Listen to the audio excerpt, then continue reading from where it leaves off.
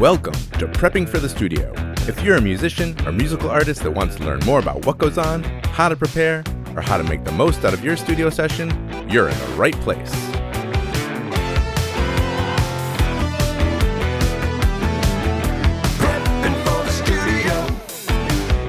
Hello, and welcome to Prepping for the Studio. This is the podcast for musicians who want to learn more about what goes on in the studio, how to prepare, and how to get the most out of their time and money. I'm Roy Silverstein, and I am joined by my co-host, Brian Schubel. Howdy doody. How you doing, Brian? I'm pretty good. That's good to hear. A little chilly outside. Yeah, that's okay. Getting a little cooler out here in San Diego. We record all this from my studio, Rarefied Recording, down here in San Diego. And we're in season 2 of the podcast, and that means we have special guests on. And today, I'm very pleased to have Shelbi Bennett here. Hello. Yay. How are you, Shelbi? I'm doing great. I just came from a session. I was doing some background vocals for a friend's album. And yeah, so I feel from one studio to the other, I feel very at home. Nice. So Shelbi, you are a singer and you are a vocal coach. And I've known you for a bit here. You've been around San Diego and playing in various bands like the Midnight Pine. And what bands are you in right now? I'm actually not in a band for the first time in 13 years, which feels really interesting.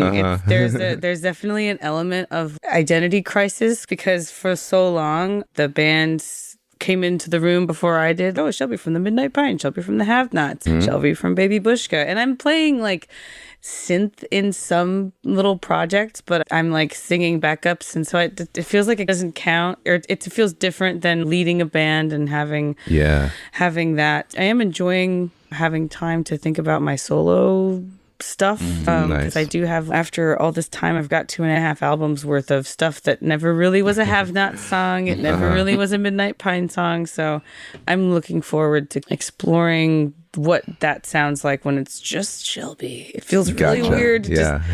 Like I'm about to make merch for a tour I'm going on with the Wellsprings in May, and what do I just put my face on there, like my name? Yeah, that's awesome. You'll figure it out. I'll figure it out. Yeah. It's a cool time to be like making music. But yeah, it is a little strange to all of a sudden be not in a band. Wow, this was such a huge like part of my life for so long that it's an interesting time. Yeah, but I know another big part of your life is that you teach singing, Yes. and that's why we have you on here today. We want to impart some, I think, really important knowledge to our musician friends out there about the importance of maybe utilizing a vocal coach and what you can learn from a vocal coach and all kinds of things that are going to help you become a better singer and get you more ready for the studio, because you also not only teach outside of the studio, but you come into sessions, right? Yeah, I like to do, for people who have me, I like to do like almost like a consult, like just being a consultant, or even I guess in a studio sense you would call it a producer.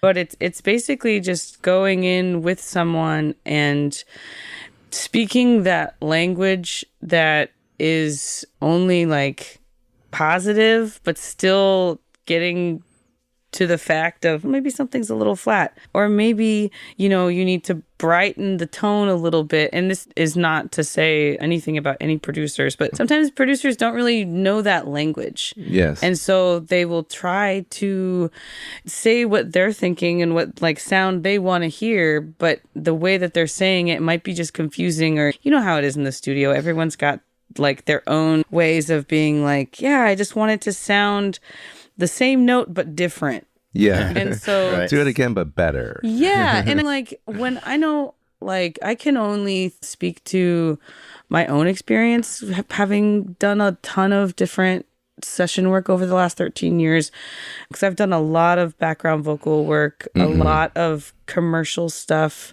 that I'm really glad will never see the light of day. Those are always really fun though, because they're very giggly, and it's okay, I gotta get myself together before I record this. But it's always nice to have direction, but it really depends on how that direction is being said to you. Yeah. Because when you're in a literal isolation booth, and if there's 4 people in the control room and like they're all having their own conversations, and you're just kind of sitting there being like, what's going on? Am I doing okay? Are they talking about me? Yeah. What's happening? Are they laughing at me? Yeah. Like, I mean, gosh, I've had so many experiences where, it wasn't as consciously, like, nobody was really conscious of the fact that, like, someone's in there by themselves hoping they're doing a good job with their voice under a microscope. Yeah.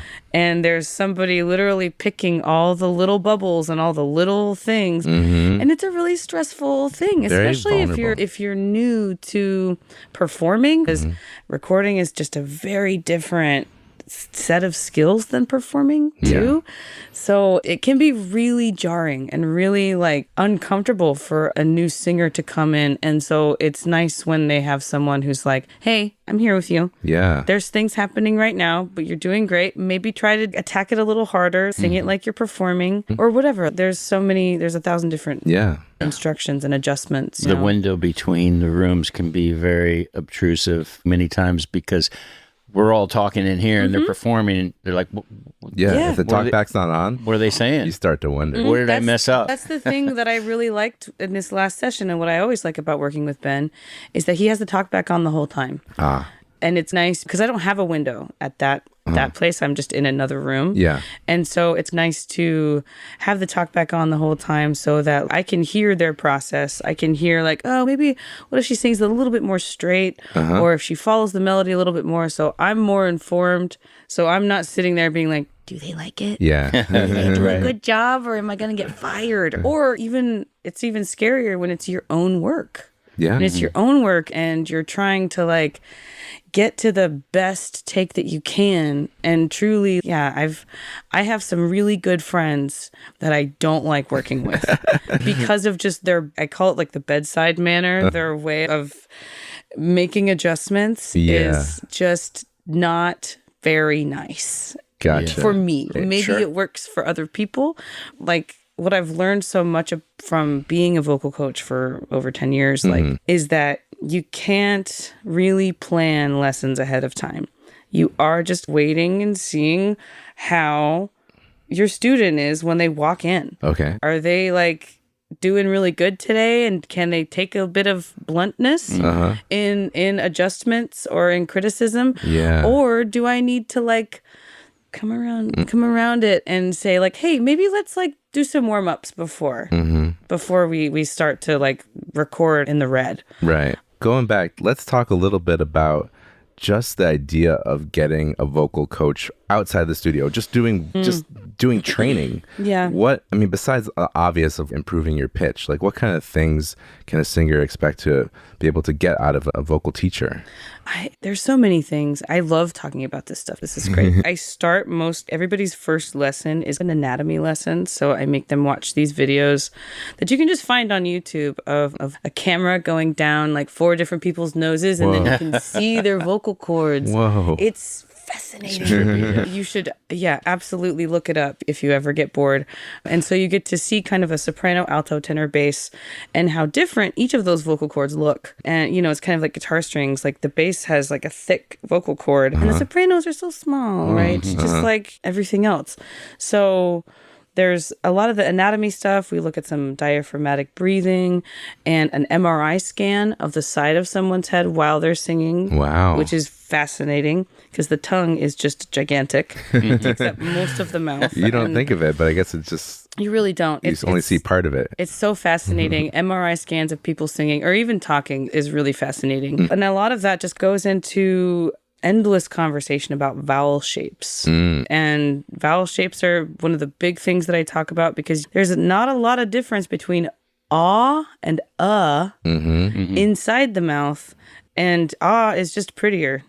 And there's a lot of times where like we have to break down phonetically what vowel you're actually singing. My first and most common example is like Billy Joel Armstrong. He like, I want to be a menorah day. And A sounds better than E. Yeah. E is the only horizontal vowel. Yeah. So vowel shapes go so like deeply into everything that you're singing and truly can make a high note easier if the shape is different. If you have more space in there, then that's how you're getting more of these higher notes. And there's a lot of times where in the studio, on a stage when you have a drum set and you have amplified instruments and you can reach that peak note.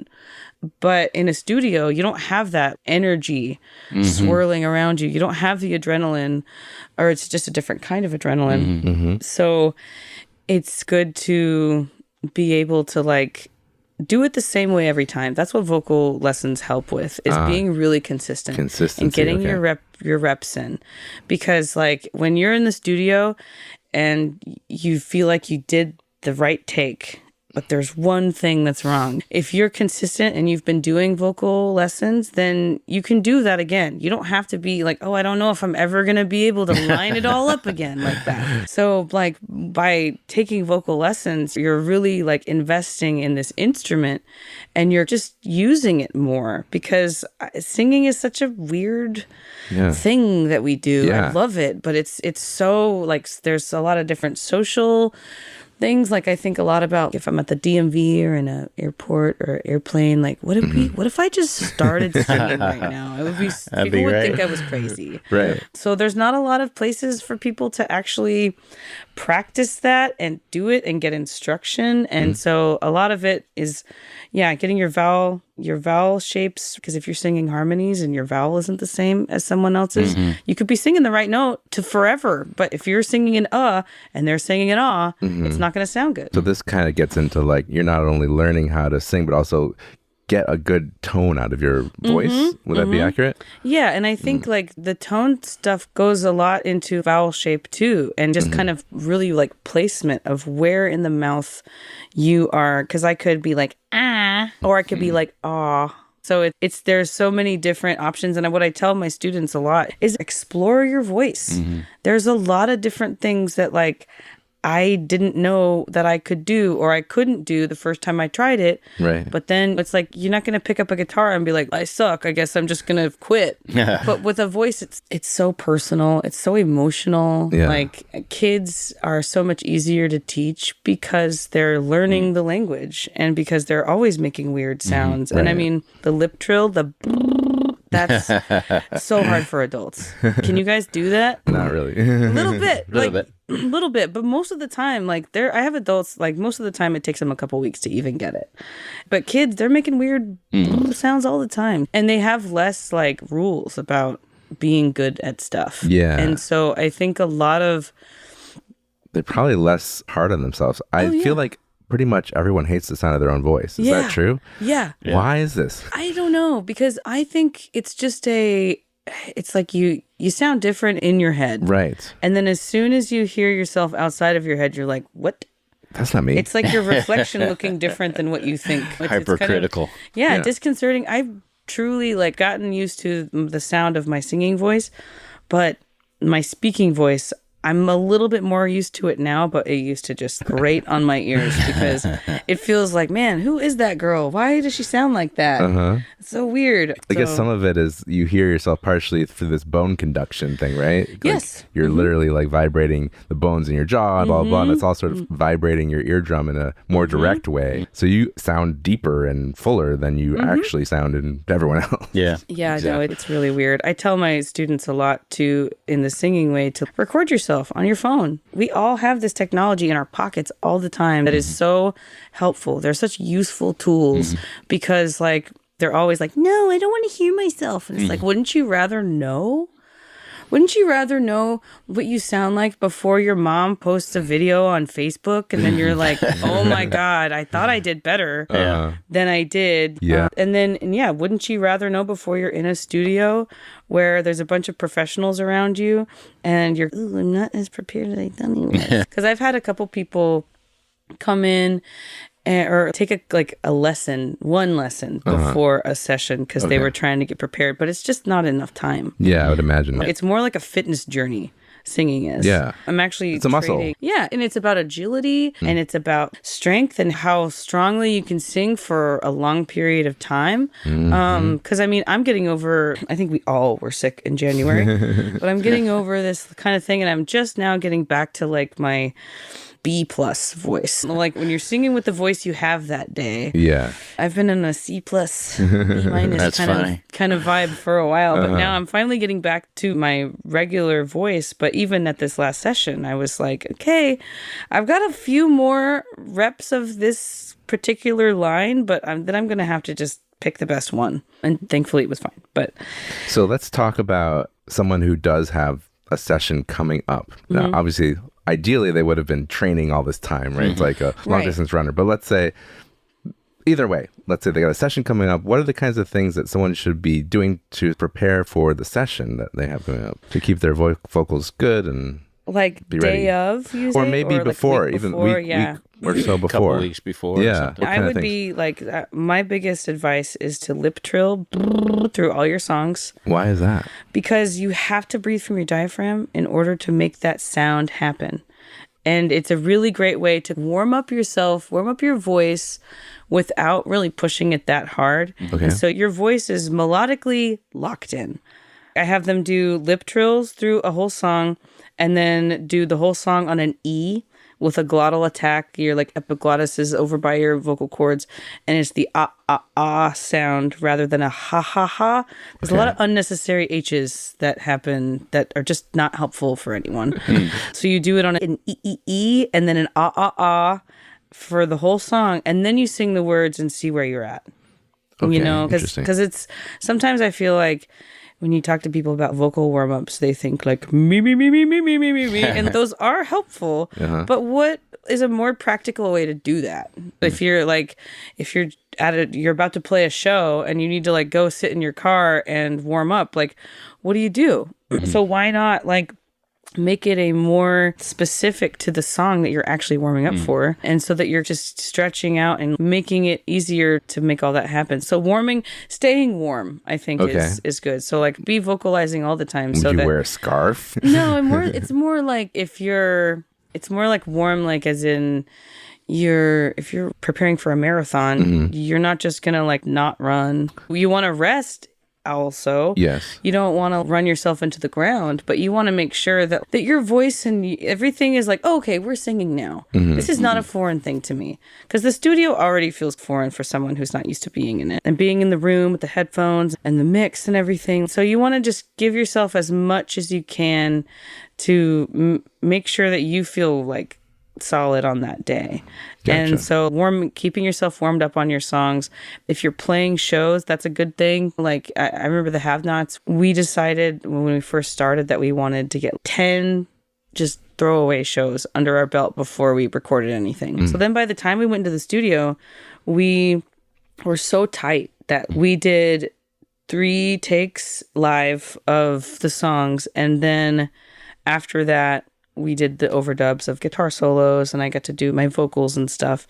And it was a very quick process, but we were tight. We were rehearsed. Is there a danger of overdoing it though, especially playing shows and stuff like that? As a vocalist, yeah. That's the thing that you really have to think about as a singer is like anybody can just play a guitar riff 100 times and probably only get better at it. But vocalists, we don't have that luxury. Like we've really got a few good hours of really singing. And with the Have-Not stuff, like that stuff was so difficult to sing that I really wanted to make sure I was locked in so that I only had to do it a few times. Are there ways when someone like is a belter or a screamer or a growler, are there actually ways to sing that doesn't kill your vocal cords in those manners? I think so. And I know that there are like professional teachers that like help with that kind of stuff. But in my experience, like I feel like there's a finite amount of time that you can do that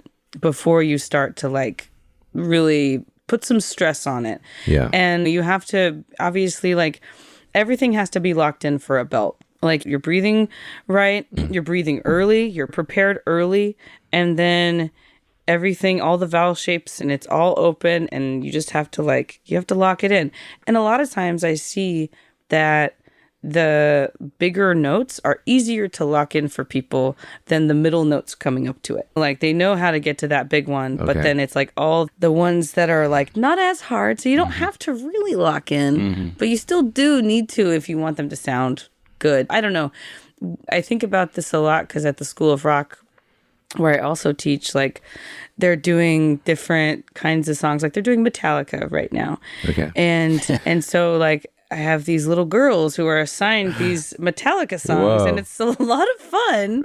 They're having such a great time. But yeah, like, I do have to. There are times where you can hear it, and if you can hear it and you can feel it and it hurts, don't do it. Is my advice. There's a lot of things that I think like the human body is capable of, and I think some people are more capable of it than others.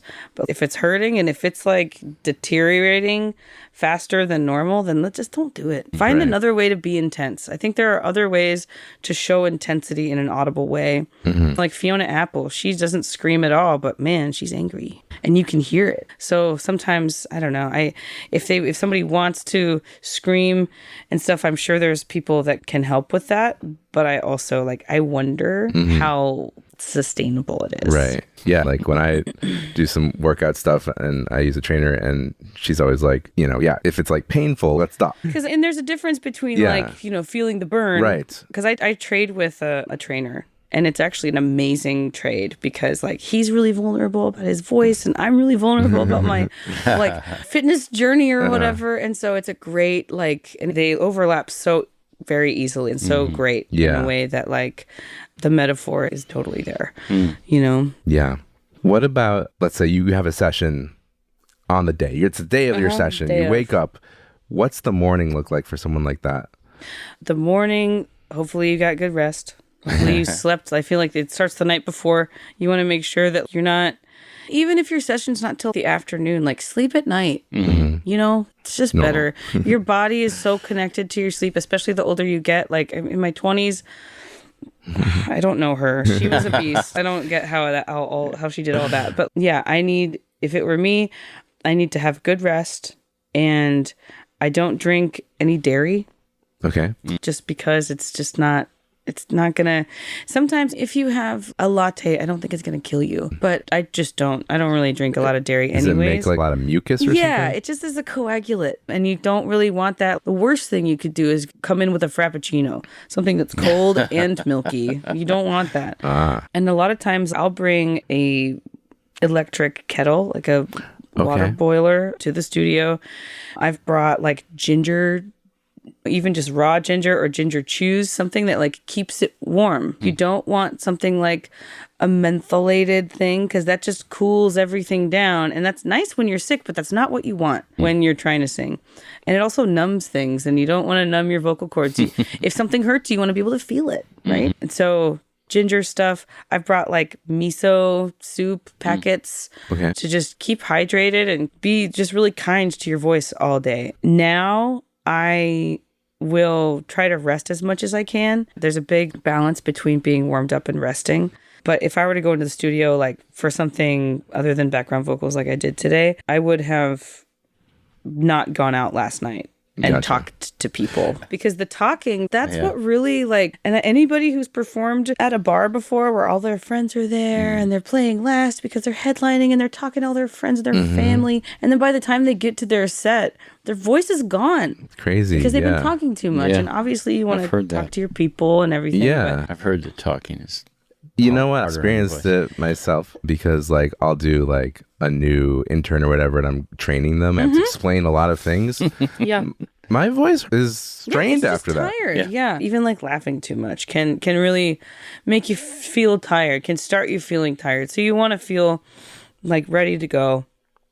Ginger and tea, just warm water, honey and lemon. I know I haven't really been super consistent with this, but I know the greats like Janis Joplin, George Harrison, they would do this concoction that was apple cider vinegar, warm water, and honey. Okay. And then they would gargle with that. So if you want to really get ritualistic with it, you can do stuff like that too. It's supposed to be really helpful. No whiskey?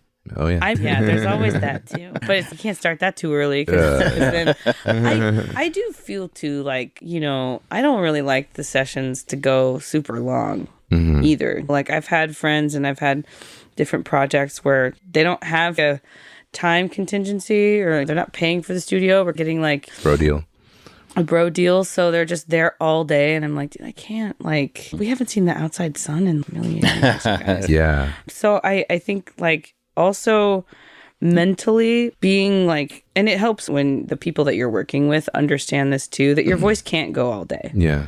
That you only have a certain, like, a prime amount of hours before you're like, okay, I have to just take a break. Right. So would that mean, let's say, it's going to be a long day, but they're going to be doing drums and bass and other stuff first, and vocals will come at the end. Maybe you don't even come until later? Yeah. I totally feel, I don't know, both ways about it, in the way that we're like, if you want to go and be a part of the production and be a part of the whole thing, like, that's good for a vocalist to be there and to know what all goes into all of it. Because I do feel like there's, and it's not as, I don't feel it as much now because of, I feel like I try to surround myself with people that don't make me feel this way. But there's a lot of stigma about, like, how singers aren't musicians. And that's weird. And yeah, it is weird. It's very weird. And I think being a part of the whole process is a good way to fight that stigma because, and I think it happens a lot more with women too. Of course. Because most of the time I'm like the only girl in the room. And for a lot of my early band time, I was also the youngest by like at least 10 years. Wow. There was a lot of times where I didn't necessarily feel like, where I wasn't invited to parts of the sessions. And I didn't like that. I want to be like, I want to know. I would think it would depend on your role too. Like if you're a songwriter, if you're actually a member of the band, then you want to be there. But if you're just a hired singer, yeah, then you're probably called in for I don't 2 even, hours, 3 hours. When that happens, I don't even hear the song before I go in. They're just like, here's the song, go for it. Like, we want a harmony like this, and I don't need to be a part of that. But if it's my project, obviously I want to be there. Makes sense. And there's a lot of times in the studio where you're not really like talking or doing anything. Yeah. So you can rest your voice. You can rest your voice. Like, if I'm not feeling well, maybe I won't go in until later. But yeah, I like to be a part of it just because I just like working. I like being in the studio. That's just me. But it really depends on who it's with. It really does. I'm sure. So let's say you're a singer in the moment now. You're in front of the mic, you're in the booth or whatever, and you're struggling a little bit. You're struggling with pitch or struggling with whatever. What kind of suggestions do you have in the moment to like help get through those kind of struggles like that? I think I was thinking about this today because this is one of the big things that I think having a consultant or someone in there to reframe this feeling, because everybody gets to this point where they're like, I'm not doing it right. And I think that it really depends on if you're looking at it like, I'm not doing it right, or I think you have a better one in you. If somebody frames it to you like that, I think we haven't quite cracked it yet. Because a lot of times with the singing stuff, it's like it's a vowel shape that's not right. Or maybe it's a consonant that's not matching up. And you have to really like match that person's vowel for background vocals. Or you have to just take a deep breath and try to just keep trying. Maybe keep trying to crack the code. Because that's where it starts to feel fun. In my mind, where you're like, okay, I'm trying this, and try different things. Because sometimes I feel like we get stuck singing the same thing the same way over, and it's not the right thing. And in that way, like, direction comes really helpful. You know, if someone's like, yeah, it's a little flat, then, you know, you have to be your own coach in that way. Yeah. And be like, okay, I'm just going to maybe try to go what feels like too sharp, because maybe that's right. You have to just reframe that, like, I'm not doing it right, to like, I haven't figured it out yet. I think some of the circumstances I've seen where it's been the best is where the singer trusts the producer, whoever's in there running the machine, the engineer, and the engineer has good comments that actually address what's happening, rather than you can do that better, or I feel, it is truly what the person in the control room is saying to you. I've been here with you. Yeah. And the person in here, who we will not name, but the person in here was like saying things to me like about a flaw in a vocal track that I didn't really hear. And it was really like, and I was like, okay. And it was a really tough line to get. And so I was really trying to like going over and over it. And maybe my attitude wasn't like so great, but so because you have to stay like positive and creative. Yeah. And sometimes when the person in the control room is like not being positive or creative, then you just gotta, I don't know, do your best and know that because that person doesn't know how to like have good bedside manner doesn't mean anything about your performance. You still have to get through it in a professional way. Yeah, totally. Yeah, even if they're your really good friend. And now, a word from our sponsor, Rarefied Recording. Oh, that's me. I would be remiss if I didn't mention my studio, Rarefied Recording, and the services I offer there. The studio itself was built from the ground up, from the masterful plans of Mr. Wes Lachaud, so it sounds fantastic both in the control room and the live room. A 32-channel Neve Genesis console holds center court and is complemented by a wide array of outboard gear, instruments, and microphones. Your music will be in good company. If you live in the San Diego area, just head on over to rarefiedrecording.com to learn more and book a tour. You can also hear examples of my tracking and mixing work. If you aren't lucky enough to live in San Diego, let me be the first to suggest the idea of a destination recording experience. San Diego is BBB approved. The Better Business Bureau? No, beaches, burritos, and beer. Even if you're not a beach person, who's to complain with temperatures that are very often in the 70s? Even the winter months are averaging in the mid-60s. And being relatively dry, rain is unlikely to get in your way. The studio is very centrally located, and you can get to just about anywhere in the area in 15 to 20 minutes. Even Mexico. And while burritos are technically not a food you find in Mexico itself, San Diego has taken the concept to blissful culinary heights. You can't go hardly 100 yards here without running into a little taco shop that will be 10 times better than whatever options you have in your town. If Mexican isn't your thing, no worries. There are tons of great restaurants in the area, including a barbecue place 3 blocks away that rivals anything I've tried in Texas. And adjacent to it is one of over 150 craft breweries in San Diego. If you love beer, we gotcha. The West Coast IPA style is a specialty here, but we've got brewers doing all kinds of beers, and several have tasting rooms in walking distance. Did I mention that accommodations are available? So head on over to rarefiedrecording.com and reach out for a quote today. That's RAREFIED recording.com. And now back to the episode. Yeah, one of my questions was, can an engineer or a producer be a good vocal coach? I think they can. I mean, one of my favorite people to work with, probably my favorite producer to work with, is Jordan Andreen.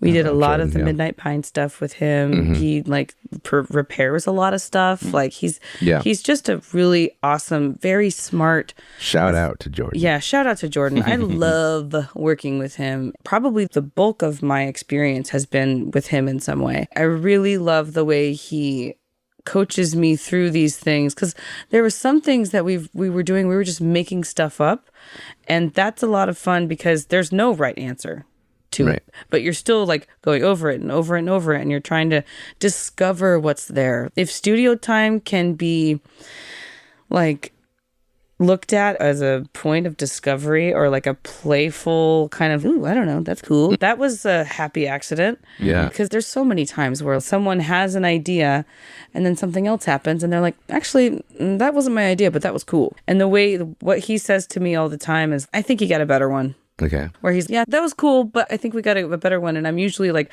yeah, okay, let's go. Right, yeah. Let's do it. I think I do have a better one. Uh-huh. And when you can like keep the mood nice, then you have a way longer session ahead of you. I have one student who, he tells me about a producer that he works with who like is looking at his phone and just like rolling the take over and over on a loop. And then so my student is just like singing and he's, am I doing anything wrong? Like, is there a reason that I'm singing this 40 times? Yeah. And you're just looking at your phone? Like, so I think, yeah, having direction is great, but it really needs to come from a, hey, we're working on this together. Gotcha. We're working on this together, and I understand. Do you want to take a 5-minute break?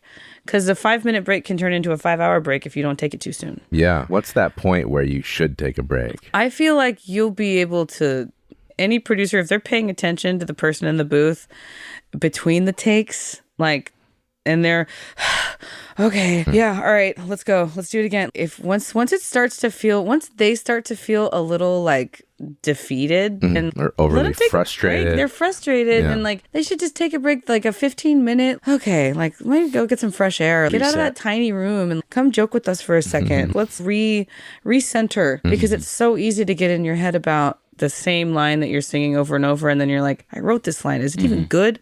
Do we even be doing this? There's so much spiraling that goes on, and if you can catch that early, I mean, I think so much of that is just an empathy kind of thing, or like a trying to be sensitive to what's going on, because truly, like, the studio is a sacred space. If you can add one other person, it could change the whole feeling. Dynamic, yeah. And I think another thing too is, like, if you can tell your studio person is getting flustered, make everybody else in the control room leave. Tell them to go outside. Yeah. Because I think that when it's just you and one other person, that feels way different.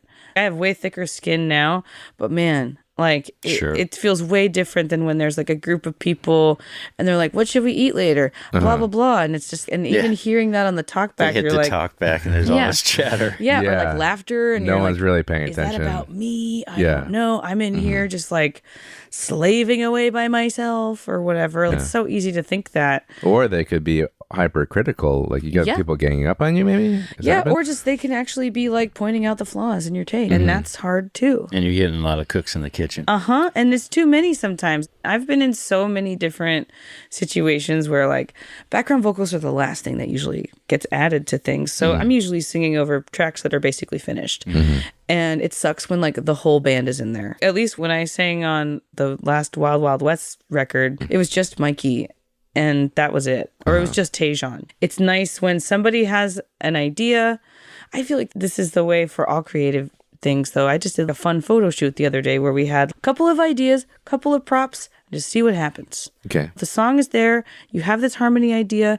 Some other things could happen. Who knows? Yeah. That's the most fun, I think, to work on, is when someone doesn't have like their full idea mapped out in their mind. Because truly, I think that if somebody is trying to make something that they've already thought of, they're losing that collaborative effort where like, I want to make a song that sounds like Radiohead, but what if it sounded like Radiohead and something else? But if you don't let that evolve, it won't. You know, if you're like, no, my idea, it's mine. So you got to stay open. Yeah. But it sounds like there can be too many cooks in the kitchen. That can be a bad thing. Brian, do you have any like thoughts, because you've been on so many sessions with different producers? Have you seen things that have been this is bad, we should never do this again? Or I think the main thing is to be connected with the person at the talkback. When I worked with this guy Mike Chapman, who did Blondie and Tina Turner and Pat Benatar and all these records, the rapport between, I would sit there and watch him handle situations. Amazing.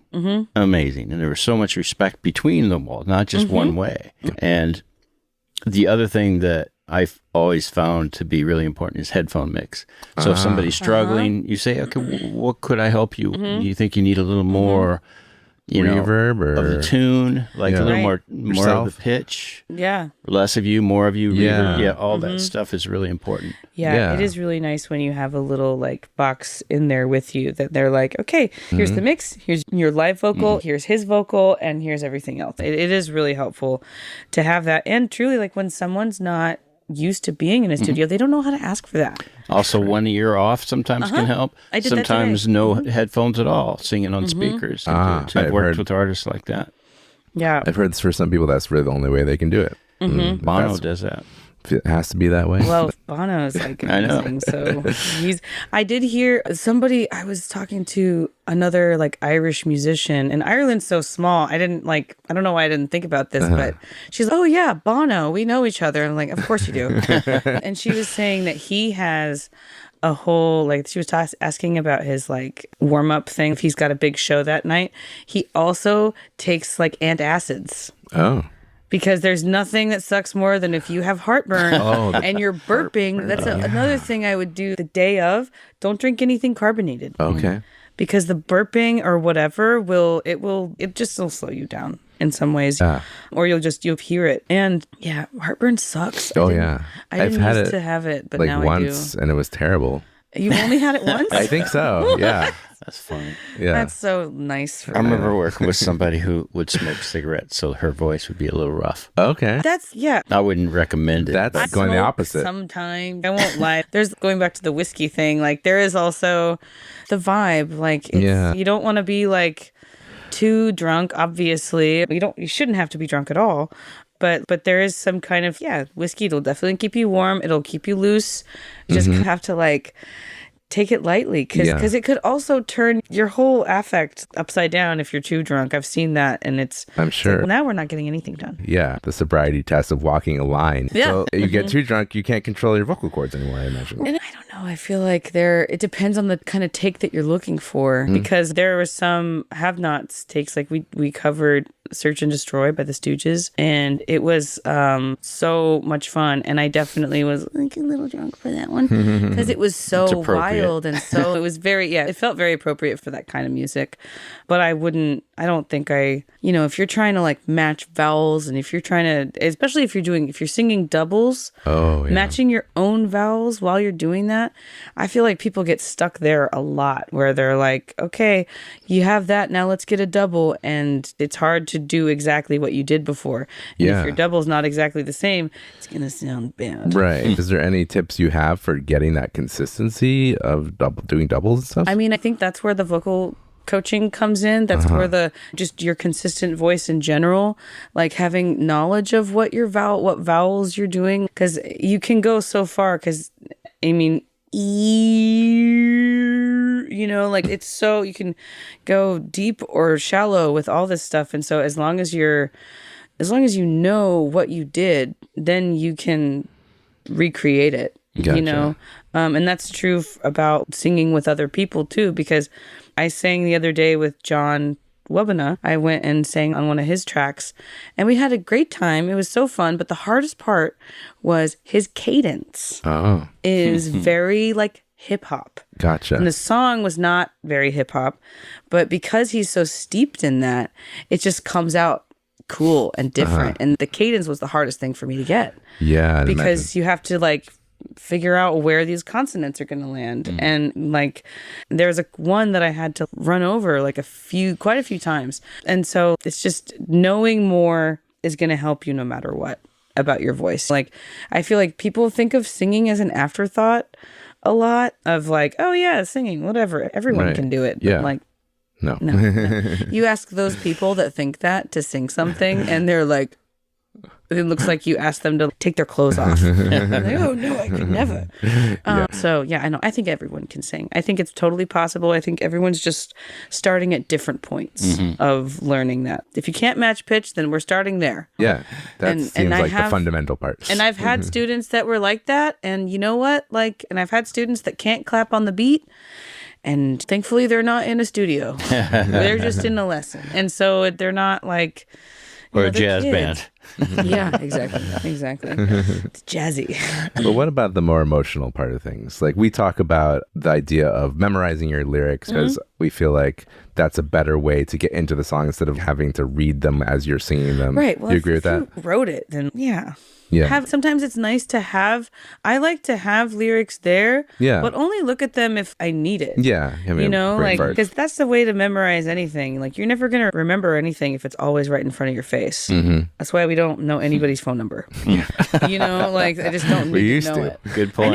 I know my parents' phone number and mine. Yeah. And my best friend, because she said the same phone number for the whole time I've known her. So, for like 17 years. So I should probably know that. But yeah, I think that having lyrics there is fine, because it sucks when you're on a roll and then you just fumble something because your recall is late. But I think, emotionally, what other I thing? feel another thing that I tell my students a lot is like, what does the music video in your mind look like? Okay. And go there. What does the lighting look like? What are you doing? Is it you? Is it a person? Is it another person that the song is about? Are you just like an omnipotent, narrator? What does the music video look like? Because that's a really good way to get yourself centered in what you're trying to convey. Or maybe you wrote a song about your deadbeat ex-boyfriend and you want to really think about those feelings while you're singing, because that all translates into what you're doing. Yeah. And I think that's the real special part of singing, is that it is so emotional. 100%. And there's a lot that can be done when the emotion is there, even if the take isn't perfect. Exactly. We talk about that. It's like we can fix pitch and we can fix timing to a large degree, but we can't really put the emotion in. No, I think it's way harder to teach someone to sing with emotion than it is to teach them how to sing. Like, I have this little student, she's probably 9 or 10, and she's been singing like some poppy songs, some theater songs, but I had her sing Oh Darlin' by the Beatles the other day, and she got so into it. Wow. She was like, the soulfulness that this little white girl was embodying was like alarming. It was amazing to watch it, because it's like, where did you learn to feel like what that? What life experience have you had, young girl? And someone's only going to really like emotionally show up if the session feels cool.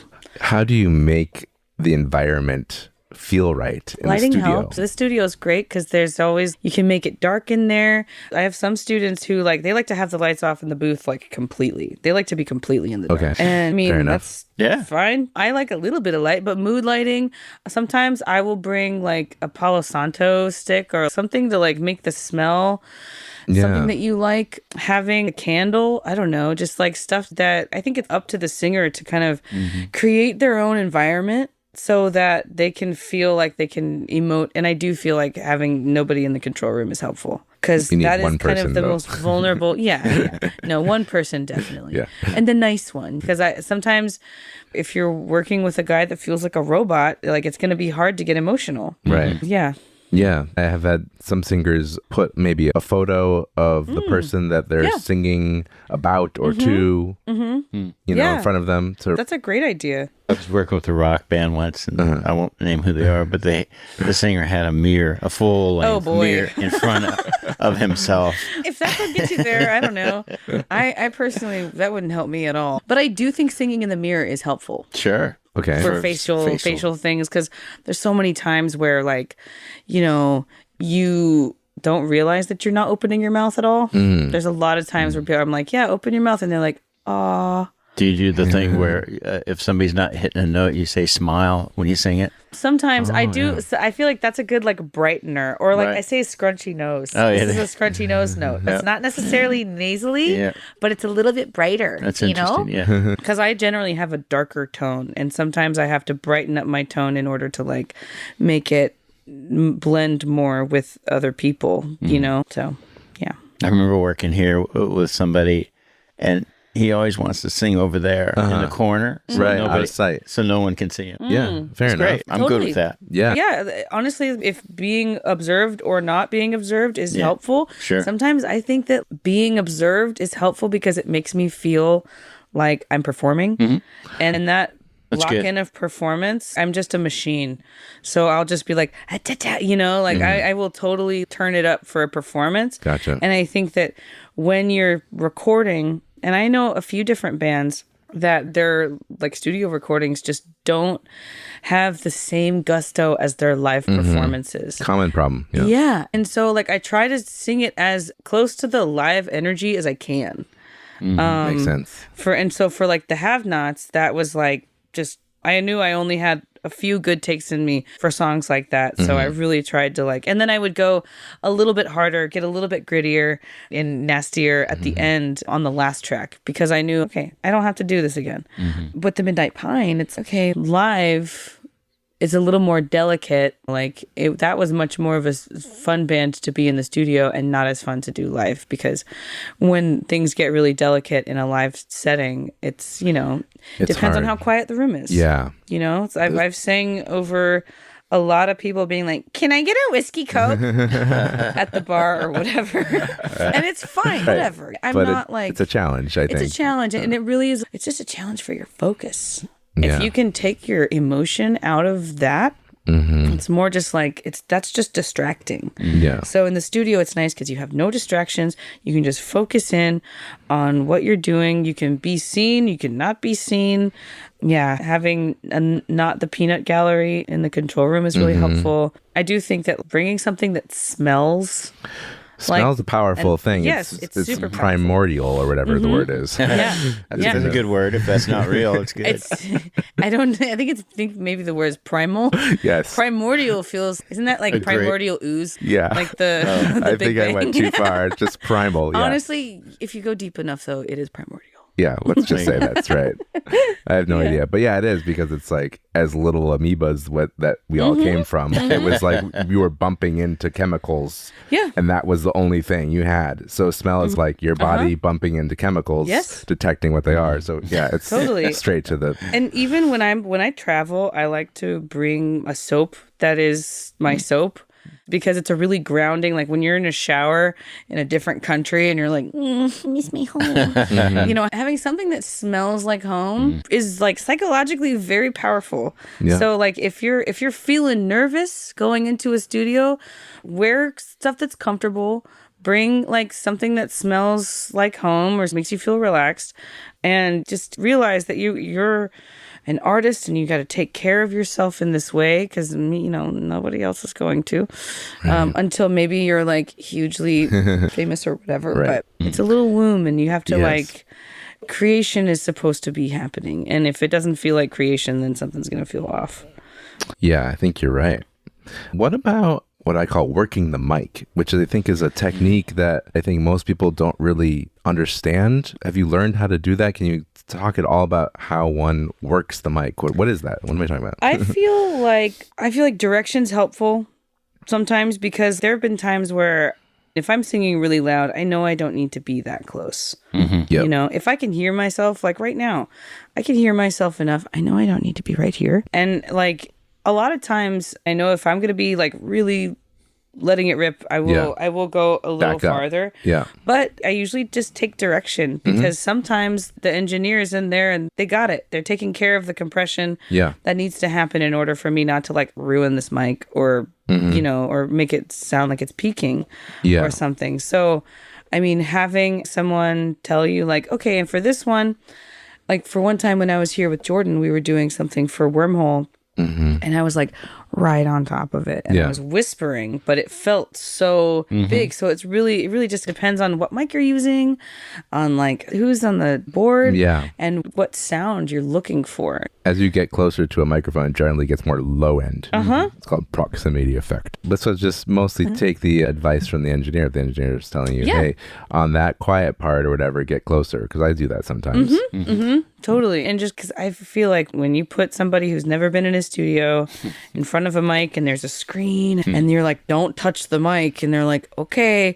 I do think like it is a really common funny thing that when you're instructing people on performance, they just want to, the mic's going to float away if they don't hold on to it. Yeah. I mean, so, live, like, you're maybe used to a handheld or being able to at least grab the mic stand. But even then, like, people will just like hang on to the mic like it's their floating device and the Titanic just went down. They're just like, and just telling them like, hey, you can like do stuff with your hands. Yeah. Or you can just stand there. It doesn't look that weird.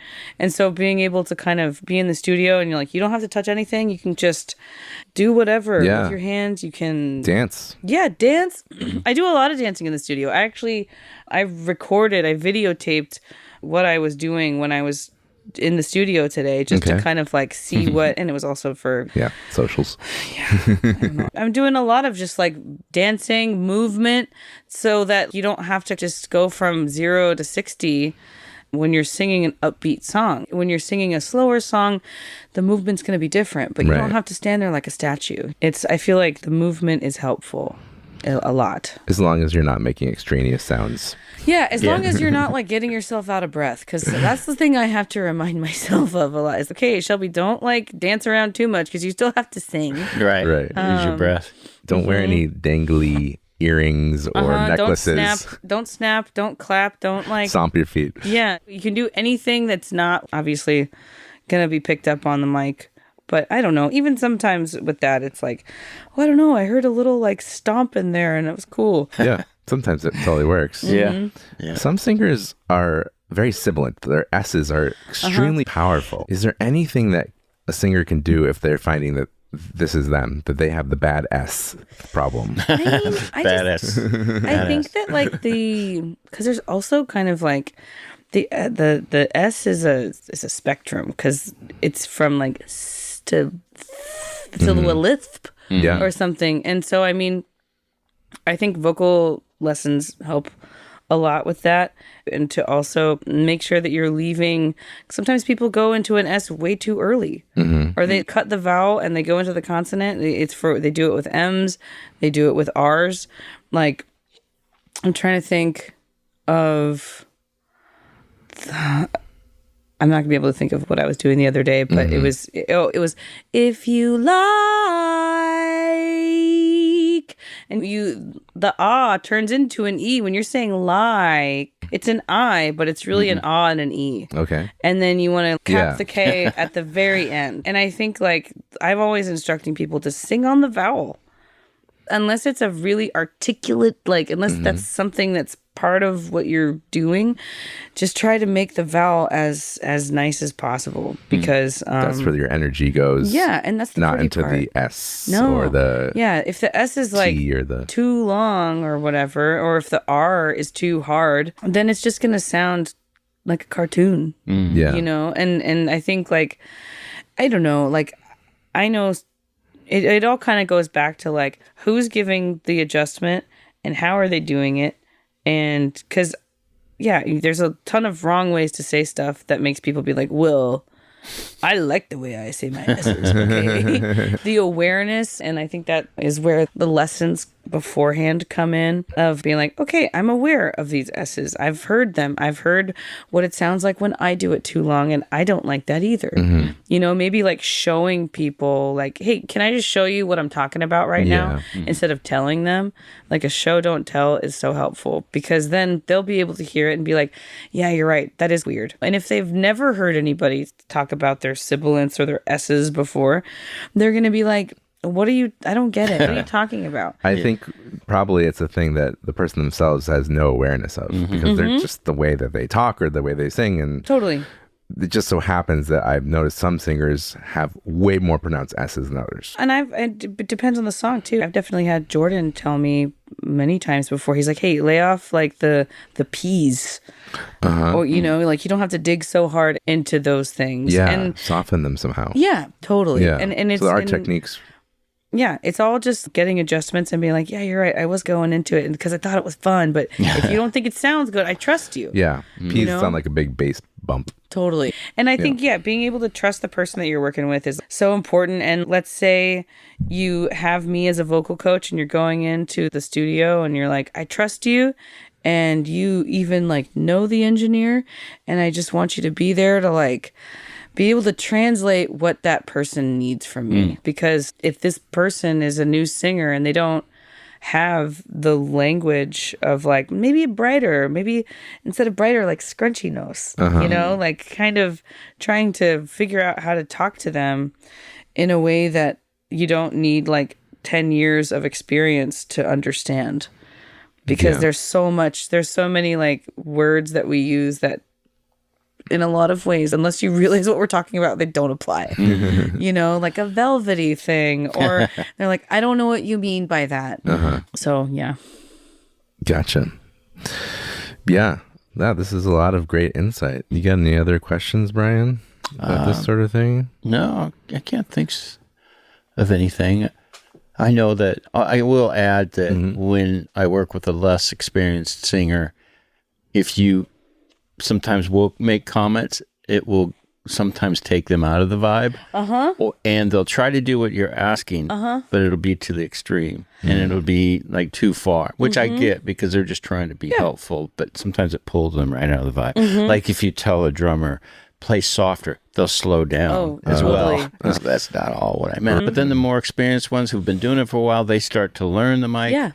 They start to learn the language that you're having with the producer or the engineer. It's just a learning experience. I feel like the spectrum too of how soft should I go? Like, I ask a lot of questions when I'm in the studio too. And like, do you want me to follow his melody with the harmony precisely, or do you want me to have it be a straighter note? Do you want me to swing like he does? Do you, like, I can do it like this or this? What do you think? A lot of it is just a conversation of, we have a lot of options here, and it is fun. But when you're working with a singer who's like, I will do my best to do what you ask of me, and I will also do my default. And so you can coach people and you can get things out of them that they don't realize they can do. But I've definitely like had someone do like a session with me, and then he went into the recording session and was not ready. And I was there to coach him through that, but like it was a frustrating time for him. Yeah. And then he ended up going back and re-recording the stuff later, and I wasn't there for that, but it sounded so much better. And it was like 6 weeks later. It wasn't like that much longer away, but you just need some time. I can tell you, like, someone can listen to this podcast like an hour before they go in to a session just to be like, okay, here I am preparing. But you know, it's you're only going to be so prepared. Yeah, it all has to start way earlier. I think that was I would say a good 6 weeks to 2 months of going through stuff would be best. That was kind of our initial conversation when we started talking about having you on the podcast. You were venting your frustration of the situation of, I love doing these coaching sessions, but it doesn't really work if they haven't done this for a while with me. If I just come in for that day and maybe I've only worked with them once before or whatever, and like there's only so much I can do. And when I realize that I'm limited in what I can actually do with this person in this amount of time that I have, then not much help can I be. Right. Speaking like Yoda. I mean, and I do feel like if it's a singer who has already been, maybe this isn't their first record or whatever, like, and maybe if I know them, it might be easier to be like, okay, yeah, great job, let's try it again, let's do a little bit more, but I want you to be like madder. I want you to be sassier. That's a one that I say a lot is I need you to bring more sass into this vocal. And they're like, sass, okay. And because a lot of that is that scrunchy nose kind of thing. So there are ways to go in, but if the ball's already rolling with their vocals. If they're like this person I'm talking about, he like was much more of a guitar player, and the record is so good. I'm bummed that he went and did it again and that I wasn't a part of it, because I could have been like, I helped with that, and I did in an indirect way. Yeah, sure. But yeah, it's very mathy, very like cool math rock kind of stuff, and yeah, he just wasn't an experienced singer. Like he had never sang before in front of people or in a studio at all. So it's just, you can't expect. I mean, some people idiots can, yeah, but you can't expect yourself to run a marathon when you haven't been preparing for it. Yeah, no way. It's just the way. So if you're taking your vocals seriously, find yourself a vocal coach. Yeah, talk to me. Yeah. How would someone get in touch with you if they wanted to? Shelbi? I mean, we were talking about the socials thing, like Instagram. My email is shelbibennettsings@gmail.com. How do you spell Shelbi Bennett? SHELBI BENNETT sings SINGS.com at gmail.com. Yeah, contact me. We can do online stuff. I think it's better to do stuff in person. And do you have a website as well? It's under construction. Okay. Under construction with a little cone. But I think it's Shelbi Bennett sings at, I think it's Shelbi Bennett sings.com. Okay, yeah. Cool.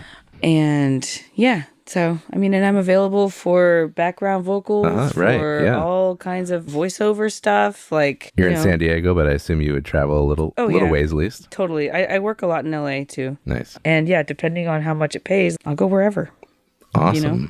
Yeah, I'm just happy. I'm happy to work. I love working. I love a long studio day. I love collaborating and creating with people. And I feel like it's taken me all this time and in some really tough sessions of my own to get to the point where it's very like Zen master, like, okay, we're all just trying to make something here. Yeah. It doesn't need to be like stressful or like you should be having fun. Yeah, it should be fun. Yeah. It should be fun. You should walk away being like, that was a fun day. We made something awesome. Instead of, oh man.